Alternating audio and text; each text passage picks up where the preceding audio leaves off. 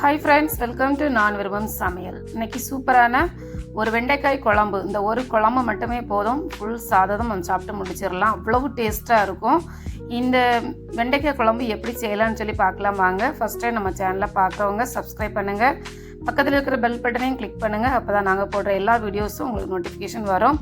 இந்த சுவையான இந்த வெண்டைக்காய் குழம்பு எப்படி செய்யலாம்னு சொல்லி பார்க்கலாமா? இப்போ நான் ஒரு கடாயில் ஆயில் விடுறேன், 1.5 டீஸ்பூன் ஆயில் விடுறேன்.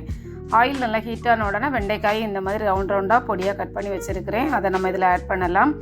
ஆட் பண்ணிவிட்டு இதை நல்லா கிளறி விடுங்க. அந்த வெண்டைக்காய் நல்லா சுருங்கி வரணும். அந்த மாதிரி அந்த ஸ்டேஜ் வரது வரைக்கும் நம்ம இதை நல்லா கிளறி விடலாம். ஃப்ளேம் மீடியம் ஃப்ளேமில் வச்சு இதை கிளறி விடுங்க. இன்னும் பாருங்கள், இந்த மாதிரி வெண்டைக்காய் நல்லா சுருங்கி வரும் பாருங்கள். அந்த கலரும் மாறாமல் நமக்கு இருக்கும். இப்போ இந்த ஸ்டேஜில் நம்ம வெண்டைக்காயை நம்ம எடுத்துடலாம். இந்த மாதிரி நம்ம வெண்டைக்காயை லைட்டாக நம்ம எண்ணெயில் வதக்கி போடும்போது அந்த வெண்டைக்காயோட நிறம் மாறாமல், சுவை மாறாமல் அப்படியே நமக்கு இருக்கும். ஒட்டாமல் எடுக்காமல் அப்படியே இருக்கும். டேஸ்ட்டும் சூப்பராக இருக்கும் அந்த வெண்டைக்காய் எடுத்து சாப்பிட்றதுக்கு. இப்போ தனியாக ஒரு பிளேட்டில் நம்ம எடுத்து வைக்கிறோம். அடுத்ததாக அதே கடாயில் நான் ஒரு 2 கைப்பிடி அளவு தேங்காய் நான் இதில் ஆட் பண்ணுறேன். அதுக்கப்புறமா 1/2 டீஸ்பூன் ஜீரகம் இதில் ஆட் பண்ணலாம். ஜீரகம் போட்டதுக்கப்புறம் ஒரு 1/4 டீஸ்பூன் வெந்தயம் நிறைய போட்டுறாதீங்க, ஒரு 1/4 டீஸ்பூன் போதும். அதுக்கப்புறமா ஒரு 1/2 டீஸ்பூன் நல்ல மிளகு. அதுக்கப்புறமா ஒரே ஒரு வெள்ளை பூண்டு, அதை பொடியாக கட் பண்ணி நான் இதில் ஆட் பண்ணுறேன். அப்புறமா கொஞ்சமாக கருவேப்பிலை நம்ம இதில் ஆட் பண்ணலாம். இப்போ இதை நல்லா வறுத்து எடுக்கலாம். இந்த தேங்காய் கோல்டன் கலர் வர்றது வரைக்கும் நம்ம இதை வறுத்து எடுக்கணும்.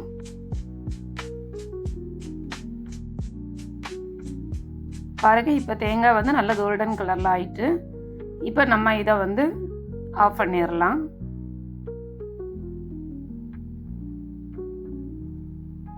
இப்போ தேங்காயை நம்ம இன்னொரு பிளேட்டில் நம்ம எடுத்து வச்சிடலாம்.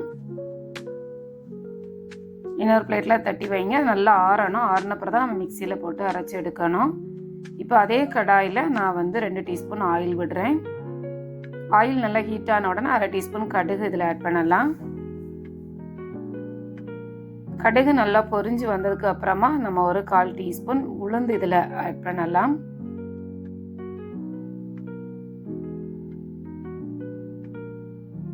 அப்புறமா கொஞ்சமாக கருவேப்பிலை. இப்போ நான் இதில் ஒரு 10-15 சின்ன வெங்காயமும் ஒரு பெரிய வெங்காயமும் பொடியாக கட் பண்ணி இதில் ஆட் பண்ணுறேன். 2 பச்சை மிளகா அதுவும் கட் பண்ணி இதில் ஆட் பண்ணுறேன். இப்போ இது நல்லா வதக்கி விடுங்க. வெங்காயம் நல்லா கலர் சேஞ்ச் ஆகி வர்றது வரைக்கும் இது நல்லா வதக்கி விடுங்க, லோ ஃப்ளேமில் வச்சு.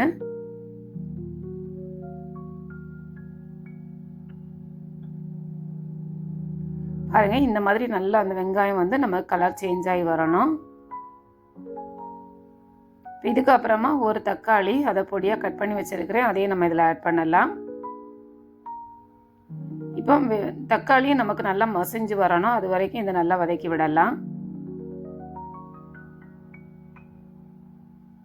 பாருங்க, தக்காளி நல்லா மசிஞ்சு வந்துட்டு இந்த நேரத்தில் நமக்கு 1/2 டீஸ்பூன் மஞ்சள் தூள் இதில் ஆட் பண்ணுறேன். அப்புறமா காஷ்மீரி சில்லி பவுடர் கலருக்காக நான் ஆட் பண்ணுறேன் 3/4 டீஸ்பூன். அப்புறமா மிளகாய் தூள், அதுவும் காரத்துக்கு ஏற்ப நம்ம இதில் ஆட் பண்ணலாம். நான் 1/2 டீஸ்பூன் ஆட் பண்ணுறேன். அப்புறமா மல்லித்தூள் 1/4 டீஸ்பூன் நான் இதில் ஆட் பண்ணுறேன். இப்போ இந்த மசாலா எல்லாம் நம்ம ஆட் பண்ண பிறகு இதையும் நம்ம அந்த வெங்காயம், அந்த தக்காளி இது கூட சேர்த்து அதை நல்லா வதக்கி எடுங்க. லோ ஃப்ளேமில் வச்சுட்டு நல்லா அதை வதக்கி எடுங்க.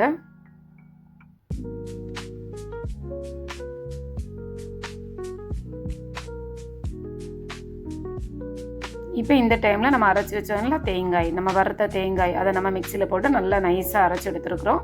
அதையும் நம்ம இதில் ஆட் பண்ணலாம். ஆட் பண்ணிட்டு 1 டைம் இப்படி கலந்து விடுங்க.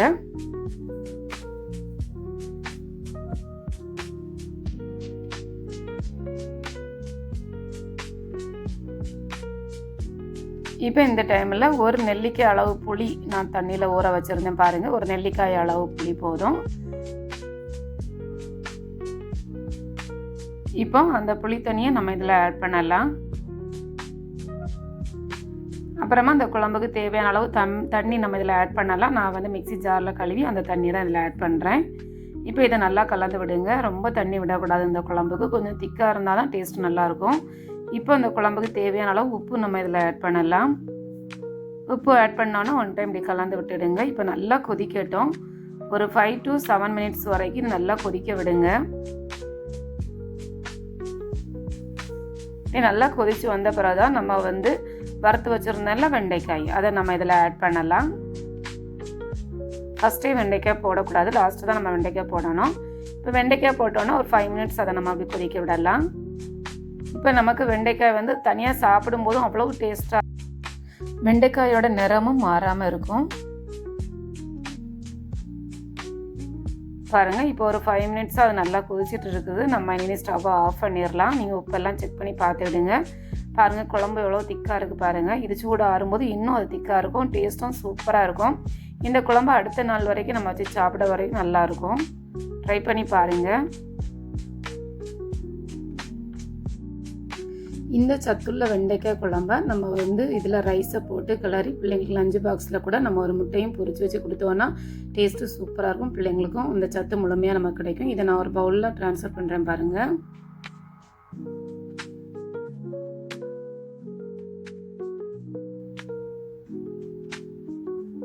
பாருங்கள் எவ்வளோ திக்காக இருக்கும் பாருங்கள். மறக்காமல் நம்ம சேனலை நீங்கள் சப்ஸ்கிரைப் பண்ணுங்கள், லைக் பண்ணுங்கள், ஷேர் பண்ணுங்கள். இப்போ நான் இந்த சூடான சாதத்தில் இந்த குழம்பை விட்டு நான் உங்களுக்கு காட்டுறேன் பாருங்கள்.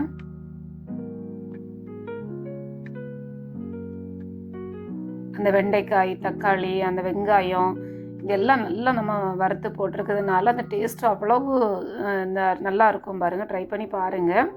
அந்த வெண்டைக்காயோடு நம்ம இதை எடுத்து சாப்பிடும்போது வேறு லெவலில் இருக்கும். மறக்காமல் ட்ரை பண்ணி பாருங்கள், கமெண்ட் பண்ணுங்கள். தேங்க்யூ.